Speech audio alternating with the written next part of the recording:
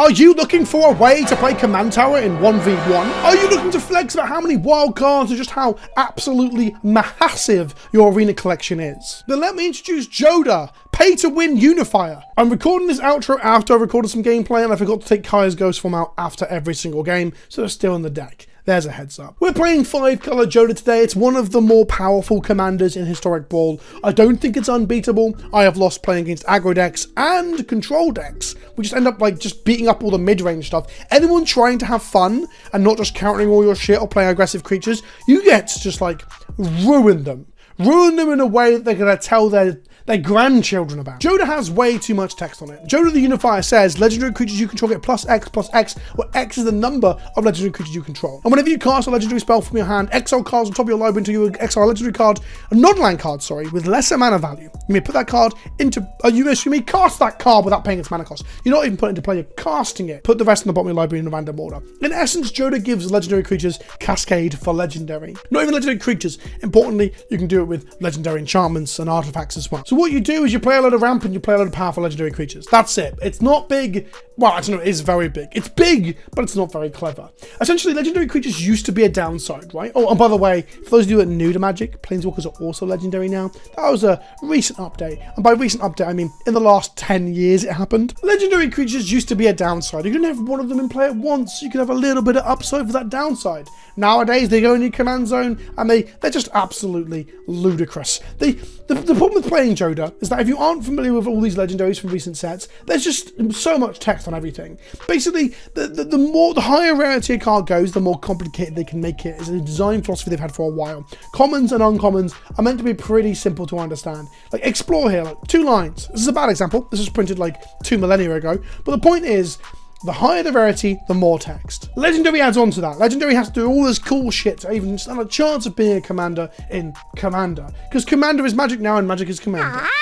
We're going to play a load of fucking legendaries and completely outvalue our opponent. We really want to play Jodah and then play a legendary immediately afterwards. And we aim to do that by having sort of like a decent amount of ramp. But sometimes you just play Jodah past them and ask them, do you have an answer? Because if you don't, I'm going to untap and I'm going to swing my genitals and my junk and my arsehole, my prolapsed anus all over the place. It's going to slosh, it's going to slap, and there's going to be like crayon drawings on the wall. But instead of crayon, it's my excrement. We're going to shit value and ask if our opponent wants to join us in doing this shitting. I want to make more Brawl videos because I just enjoy playing Singleton and these decks are pretty fun. If you enjoy it, hit that like button, and if you want to get involved with some Singleton, I've got a Patreon this month. If you sign up before the 4th of February, you get access to this Alter sleeve for free with free shipping from Alter sleeves, which gives you a Tarmogoyf sleeve. If you're new to Magic, you probably don't know what a Tarmogoyf is, and that's fine. It's a relic of a bygone age. It's a sign that the person talking about it is too fucking old and their knees hurt. The other important thing about it though is that we do leagues on the Discord. We currently have a Kill Team Tabletop Simulator League going on,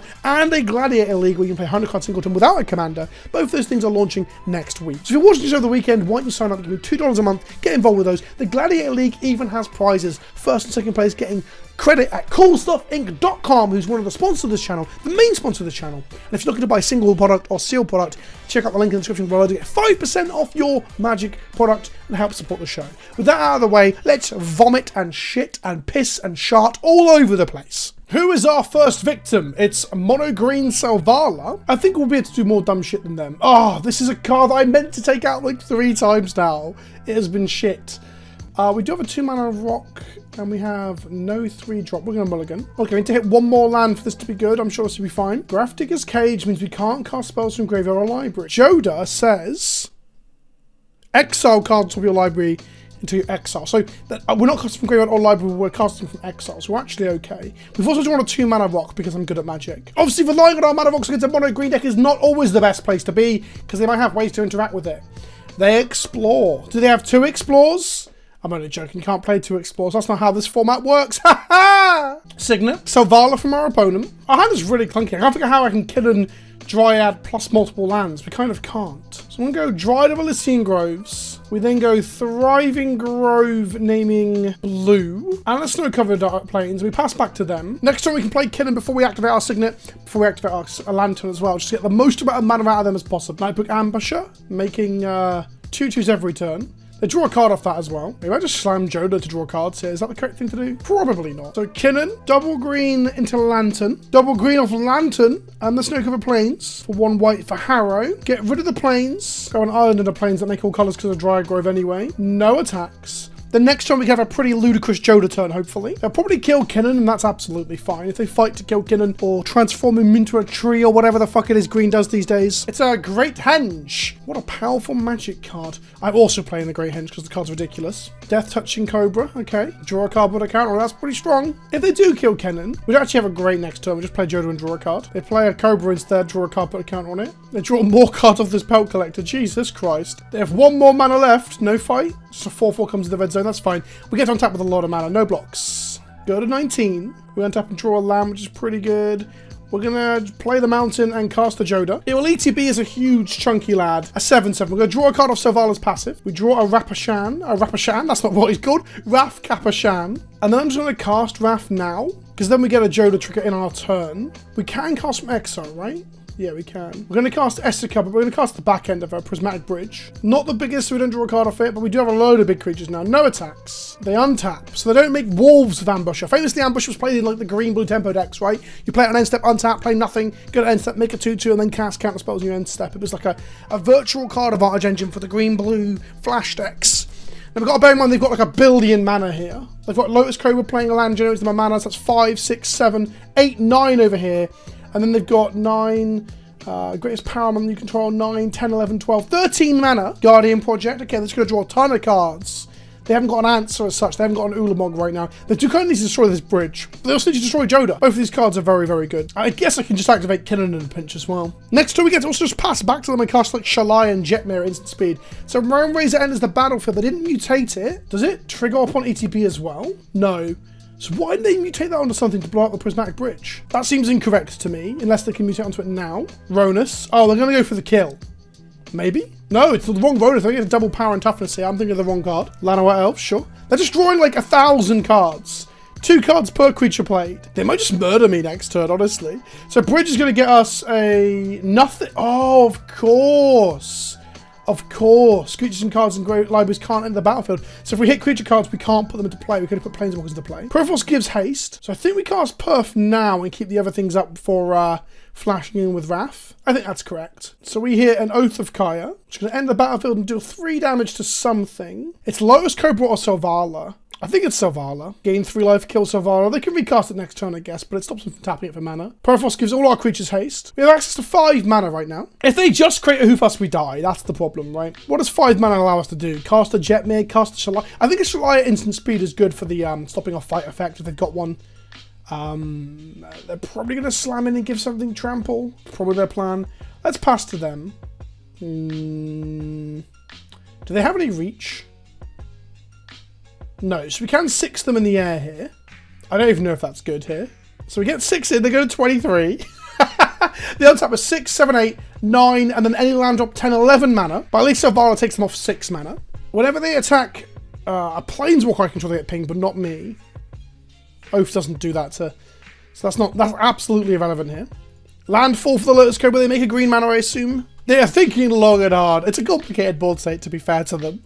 They have 6 cards in hand, by the way. They must have a million options. So Kogla's going to enter the battlefield, and it fights target creature. What creature's going to try and fight? It's going to target Wrath. So the Pelt Collector gets bigger. Henge triggers. They put a counter on Kogla, making it a 8/7. Then they draw a card, and then the Kogla trigger on the side. I'm just going to give it hexproof. So this cascades essentially with Jodah into another legendary. What do we hit? We hit Valky, which is amazing because we get to be Tibalt instead, which is going to force them to have to attack. Cascading to the back end of Tibalt is so funny. Jeez. So Tibalt's going to resolve. I assume. They can't counter this in green, right? So Tibalt's here. Hello, everybody. Non-Phyrexian Tibalt has entered the chat. Shalai will arrive, giving my Wrath Kapashan hexproof. Basically a combat trick at that point. That'll fizzle.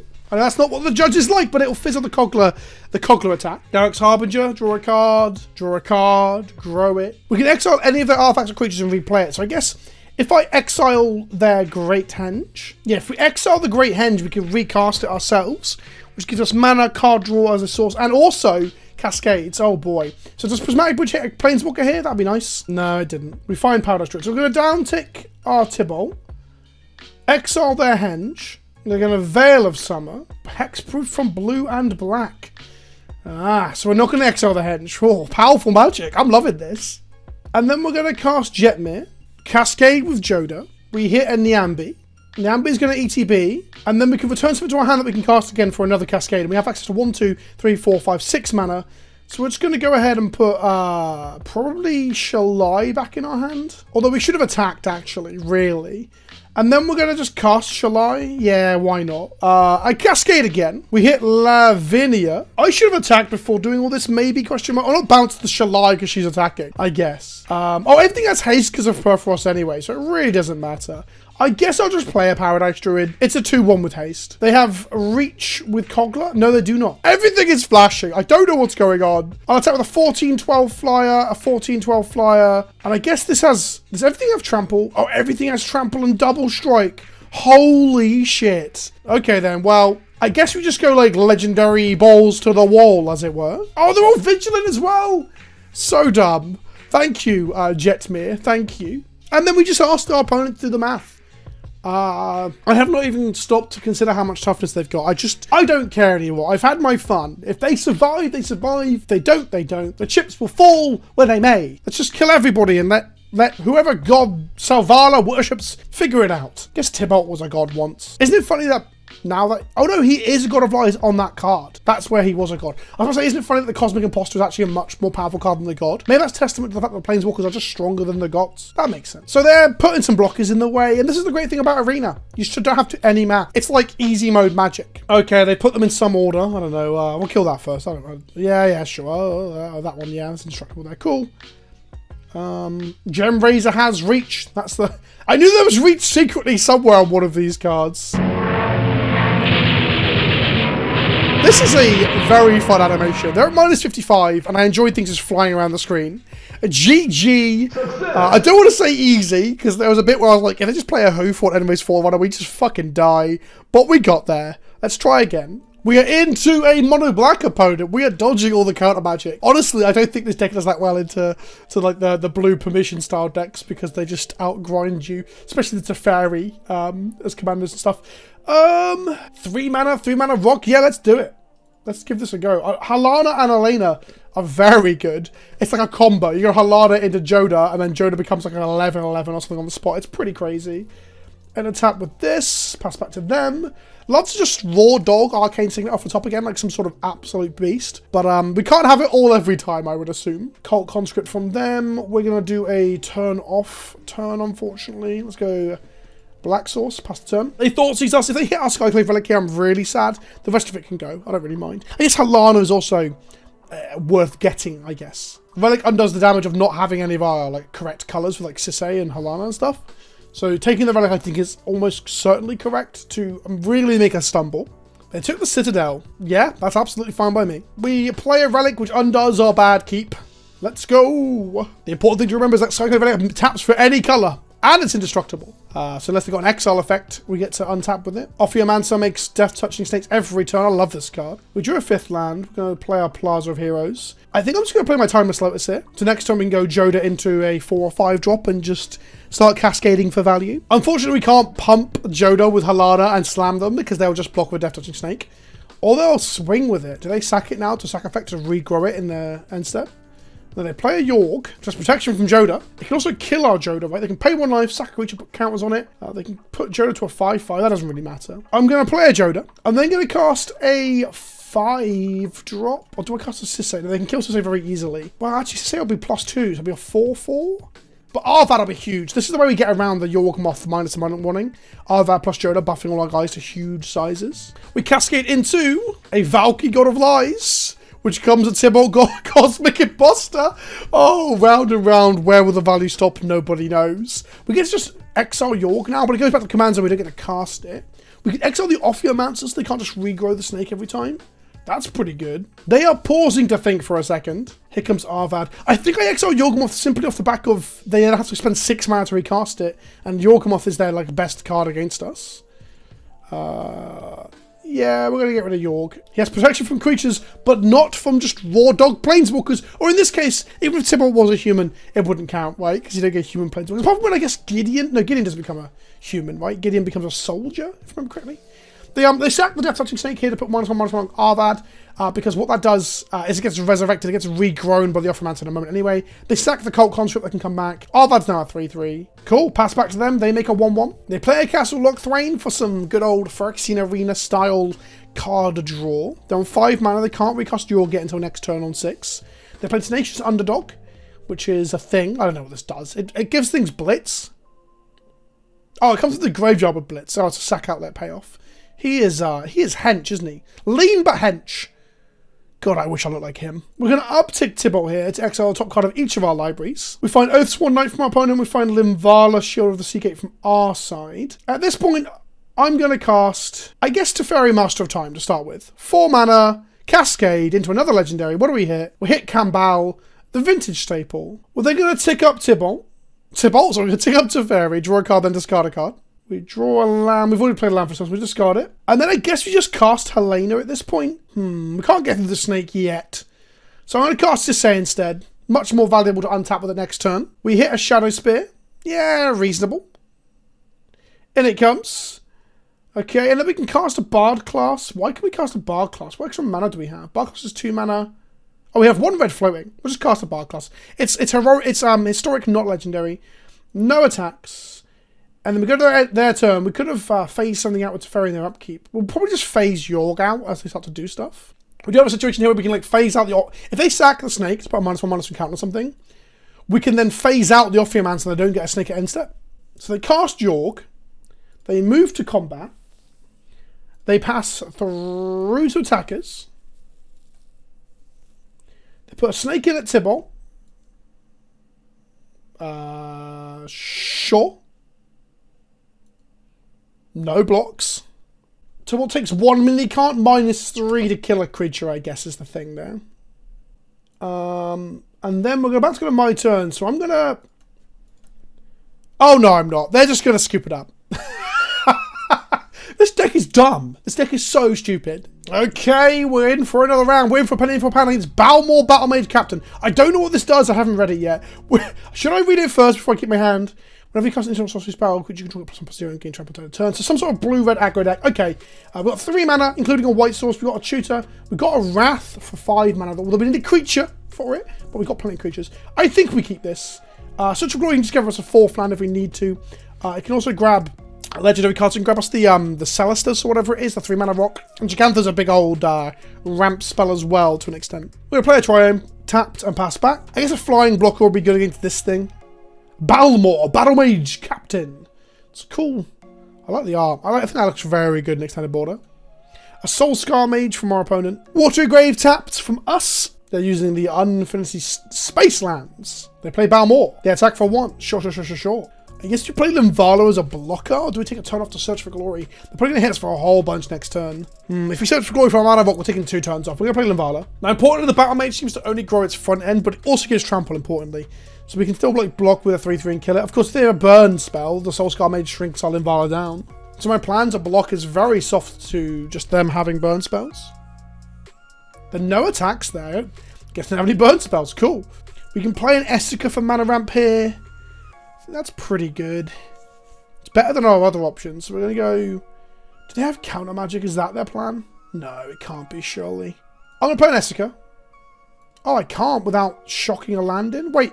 None of these lands make green? Oh, shit, that's bad. Okay, we're going to go ahead and Search for Glory. We spent snow, so we get one life for doing this. I didn't realise that text was on there. I put Snowlands in just so we can go search for basics. I didn't realise I could actually just gain a life of it. Okay, they do have counter magic. That is part of their plan here. It's weird, though, because these buffs aren't, like, static buffs like with Fairy Dragon or whatever it is. They will fall off in a second.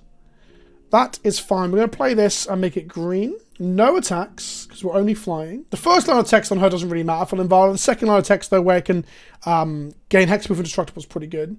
They cast an Expressive Iteration, which is an absurdly powerful magic card.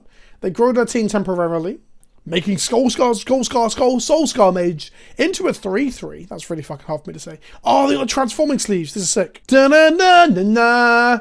Land off of Expressive Iteration. 2 more mana left. Can they kill my Linvala here? They can. Well, they can put 2 damage on it. Goes to a 1/1. They attack. And that's fine, because then I can just, like, exile the Soulscar Mage next turn with Ruinous Blast. We can't kill the Balmor with it. Interesting, interesting. I drew the Search for Glory, shockingly. I guess I can just play a 7/7 Jodah. That's pretty good. Yeah, let's do that. Makes Linvala back to being a 3/3. And then Linvala can also like be sacked to protect the Jodah here. And then we get to untap and just cast legendary permanents like Gigantha or Essica. Or Essica's Bridge. Or even Urza's Ruinous Blast is legendary. They cast a Brainstorm. It grows the Soulscar Mage. They get to exile some cards and cast them. Thanks to Electrostatic Blast. Why is Electrostatic Blast only an alchemy card? Was there a non-alchemized version of it? Nothing about this seems like it can't just trigger off a non-online card. Brazen Borrower for the bounce spell. They're going to try and bounce my Jodah. I'm going to activate Linvala and give him Hexproof. They can respond now and like bolt him if they want. Have they got a second bounce spell? I'm going to phase out my Jodah.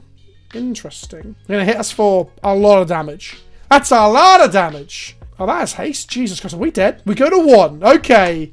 Let's see what we can do. Let's see what we can do. We are playing it tight here. So we're going to go Snow-Covered Plains. Cast a Gigantha for a ground blocker and Cascade. I can also search for Glory. Gain like 2 life of it to go to 3. Grab a 3-drop and play it. Cascade for a 2-drop. And that would be Tibble, right? Do I have any lower than... Oh, I guess I could hit Nyambi, Lavinia, Kinnan. There's a load of things I could hit that aren't Tibble. I wonder if I should build the deck to only hit Tibble. Gain 2 life, get a 3-drop. Nah, let's go Gigantha. Go big or go home. What do we hit? We get Nyambi, which can gain us life, but not really. Not here it can't. Decline. Oh, we're dead! I'm an idiot. Jodah can't fly, chat. Jodah can't fly. So there we go. We got actually run over by an aggressive deck, which is like good to see that this has weakness. Like I said, I think it's not great into the permission decks, and obviously it can just spin its wheels and fuck about for a bit and get murdered by an aggro. One more time, and we're into another card that I've never read. Vadrik, the Astral Archmage. What is this? Midnight Hunt, 3 mana, 1/2. So it makes it day, and then it's just a card that costs X less, where X is his power. Whenever day becomes night, put a +1. Oh, so he gets more powerful over time. I like it a lot. Okay. Lands, a relic, a legendary, we keep. They play a mountain. We will play... Do I want to use this Brainstorm at any point? I probably want to use it before the Jodah. I play a Breeding Pool tapped. I'm not going to cast Brainstorm right now. See the top 3 cards in my library, putting 2 of them back just to draw them. It's not great. I haven't cut this card again. I'm a fucking idiot. I'm going to cast Paradise Druid. Plaza of Heroes is kind of insane in a 5-colour deck, isn't it? Especially 5-colour Legends matters, right? They play a Vadrik. We untap and draw a Kinnan. So we can go Kinnan. We can pay 2 life to shock that in. Then we can cast a Relic of Legends. We can tap it for like... we make 4 mana here. That's pretty strong. What do we want to make? Blue. Cast a Brainstorm. Put 2 cards back. We'll put them down that way. And then I guess I just untap this and... Oh no, I put Ghost Form back and I was going to put it on Kinnan. I'm a dum-dum. A pretty good setup turn. Next turn we can cast Jodah and maybe Kenrith as well. Wait, can we just untap this multiple times? Jesus Christ, we can. That's so good. It is nighttime. He groweth. Okay, we're going to go Forest. Tap for like 1 mana of any color. I guess white to start with. No, hang on. What? Add white. And then we're going to...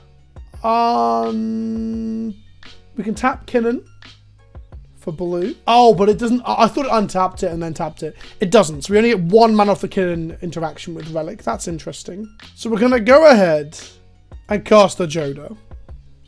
Do they have a counterspell? They don't have a counterspell? That's kind of absurd. We're going to tap and untap Legend we control for red, I guess. And then just cast Kenrith. And now we Cascade. Do they have 2 counterspells? 1 for Kenrith and 1 for the we're cascading into? Nope.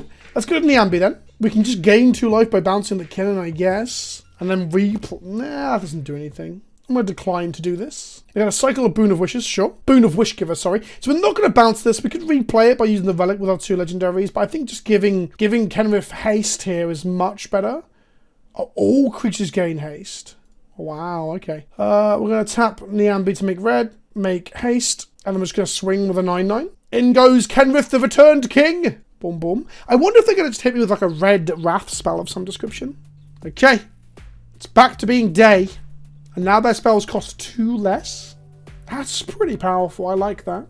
I'm kind of just not caring if they've got interaction. Well, I cared if they had counter magic. I said it out loud. But what I mean is I'm like, nah, let's not hold back. Let's just like shit things onto the board and see what happens. So they get to discard a card, make 2 treasures and draw 2 with big score. So they're going to be playing spells that generate mana in the form of treasures usually. That they can cost reduce with Vadrik, so they're like banking mana essentially. Because that cost them 2, but it made them 2. They may be playing Storm. They may have Grape Shot in their deck. Gold Span Dragon, okay. They get into the red zone for 7 damage, they make a treasure. They cast Time Warp, oh boy, okay. Maybe they can take infinite terms by like Mizzix mastering into Time Warp and shit. Is that something they can do? The world is their oyster. We'll take another 7. And now I guess if they have, is it Mission Briefing? They could try and get another Time Warp here, but I think they're not mana short because the treasure taps for 2 blue. It sacks for 2 blue. Pirates Pillage, costing them 2 mana, making them 2 treasures. Strong. Because if we untap, we're going to have a pretty good turn, I think. We might end up blasting just for the Cascade. They're going to return Jodah to my hand, sure. A Flame Sweep to kill most of my board. That's very strong. Okay, there we go. There's one of the wraths.